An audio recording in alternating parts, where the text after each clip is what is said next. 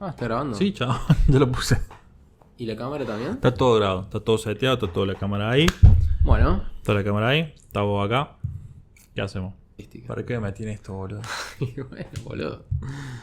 ¿De qué vamos a hablar? No sé, man. Hablemos de ¿Qué, la qué- vida. qué sería interesante conversar? Hablar Vos también tenés sobre- ese proyecto que querías filosofar en la vida. Obvio, boludo. A mí me encanta filosofar sobre la vida. Está bien.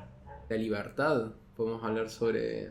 Falopa. Falopa pura. Falopa, falopa. Tiremos falopa. Bueno, como vos quieras. Con el sonido, con el silencio también es buena. De una, de una. Bueno, escucha. A ver, déjame pensar. Primero y principal. Sí. ¿En qué pensás? A ver, vamos a... ¿Vos querías preguntas serias? Yo quiero, sí, tipo- que qué tipo le de- demos, yo quiero que dejemos ¿Qué tipo? algo, ¿entendés? Que Ok. no sea una pelotuda esto. Bueno, La entonces, gente si vos querés dejar le algo. interesa escuchar. Si vos querés dejar algo. Sí. ¿Qué podrías dejar? ¿De qué cosas te parece interesante conversar desde tu perspectiva que podrías dejarle algo a los demás? Que podría dejarle algo a los demás. Sí, jaque. ¿Ah? Jaque. No, te puedo compartir algo de lo que vengo reflexionando mucho estos últimos meses.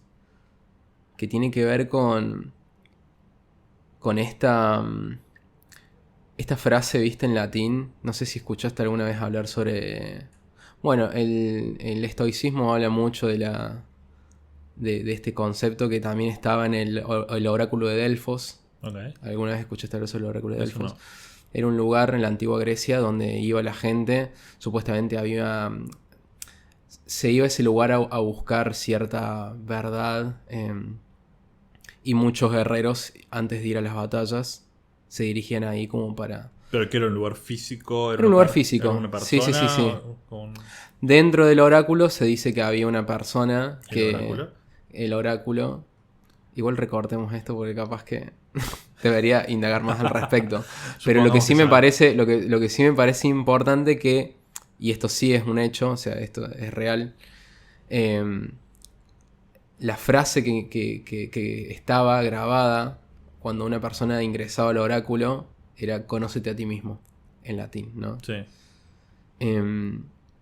Y yo creo que es una frase que a mí me acompañó un montón y siempre traté de desarticularla para entender en realidad a qué se refería. Ok. Y creo que que conforme van pasando los años, hoy entiendo que sobre la importancia, ¿no? de conocernos a nosotros mismos. ¿Por qué digo esto? Porque con el paso de los años, y yo creo que en cada etapa como que nos vemos muy influenciados por verdades, conceptos externos de cómo tiene que ser la vida, de qué es una vida exitosa, de qué es la riqueza Pero en un... y qué es la libertad, ¿no? Y a yo mí me creo pasa que... con esto como que si vos lo llevas a un plano práctico, ¿no? Porque también Sí. vengo reflexionando con lo mismo, ¿no? Bien. Con mucha pandemia, mucha soledad, mucho introspección. Y está esta frase, ¿no? Conócete a ti mismo. Sí, sí, sí. Pero en fin es práctico. ¿Qué hace?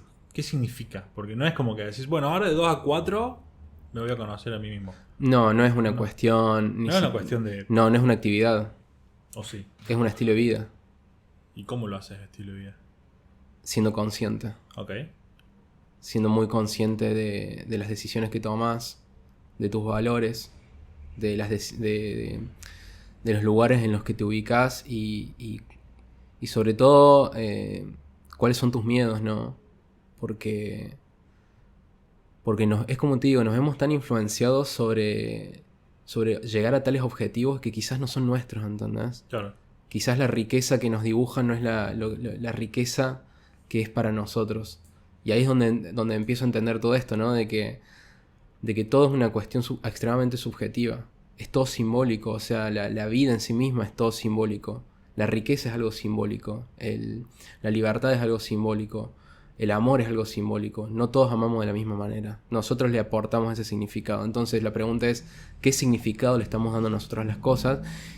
Y si en realidad es nuestro ese significado, ¿no? Que de alguna forma hay ciertos... A mí me pasa en el proceso de definir, ¿está bien? De conocerte a ti mismo, de definir qué son estas cosas, es cómo realmente, qué cosas podés definir y qué cosas no debes definir, ¿no? Porque si decís, che, qué es lo que es amar, por ejemplo, para vos, qué es lo que es amar, y incluso solo ejercicio de intentar verbalizarlo, ya lo estás limitando, porque es algo abstracto. Es algo que no tiene una definición específica y delimitada en la cual decís, bueno, desde acá hasta acá y esas son las características y se cumple así.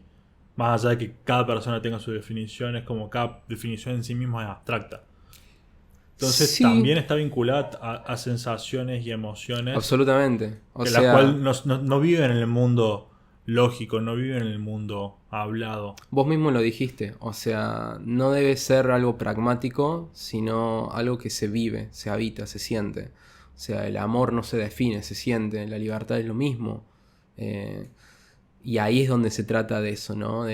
Por eso hablo mucho de la importancia de la conciencia, ¿no? De hacer ese ejercicio de autoconciencia constante y de estar todo el tiempo a trabajar la idea del presente, ¿no? Porque es ahí en donde conectamos con esas verdades y le depositamos un significado a las cosas.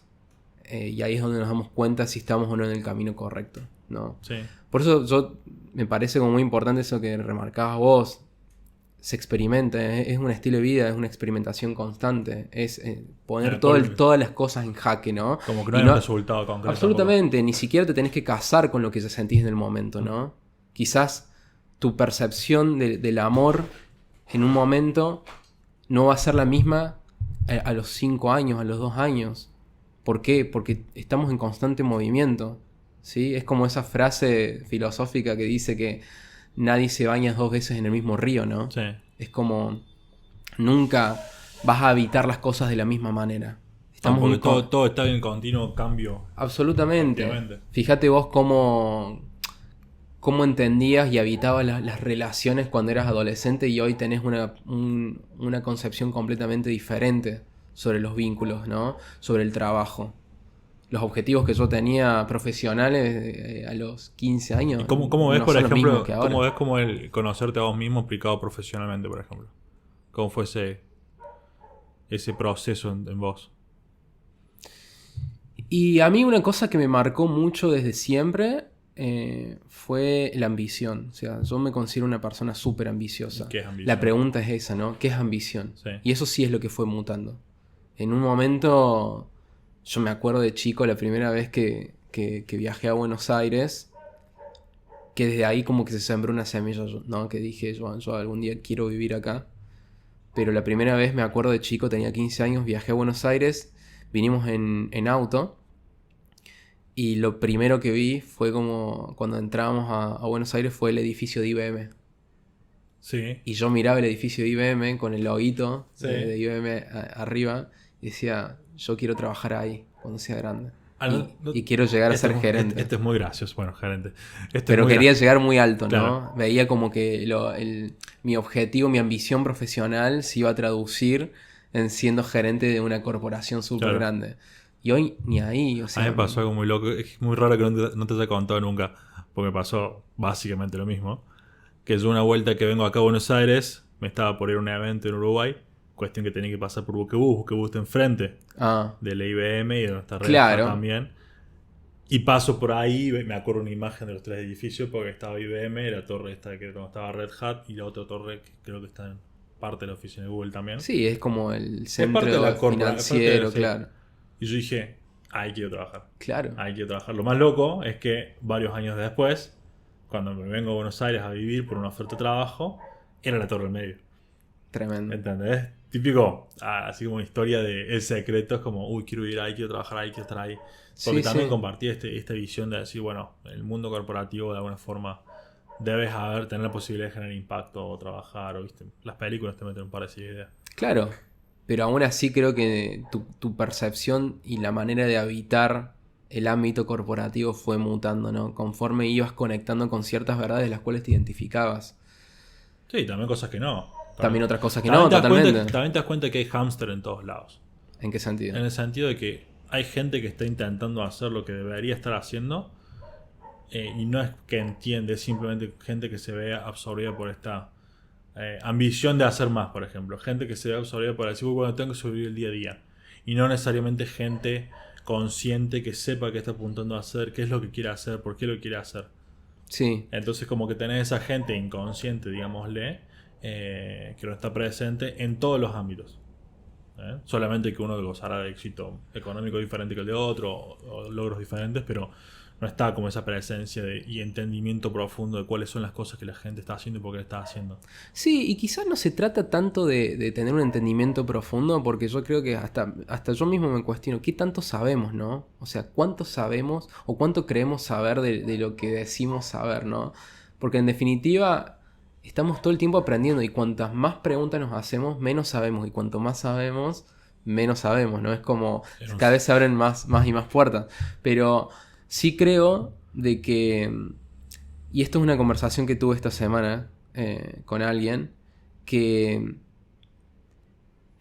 es todo empieza de raíz, ¿no? Yo reflexionaba sobre esto de que cuando nacemos, ¿no? Somos seres extremadamente puros, extremadamente ignorantes, ¿sí? No tenemos, no sabemos nada y al mismo tiempo sabemos todo, ¿no? Y conforme van pasando los años, la misma sociedad, la familia, las realidades en las que te involucras y habitas, configuran cierta percepción de lo que es la realidad. Y a veces nos cuesta salir de ahí. Yo creo que el desafío es salir de esa única posibilidad y pensar de que somos capaces de diseñar otras posibilidades, de diseñar otras realidades, ¿no? De que si yo nací, por ejemplo, en una familia que no tenía tantas ambiciones profesionales o no se encontraba en ciertos desafíos que a uno sí empatiza y quiere exponerse, es posible llegar a esos lugares, ¿no?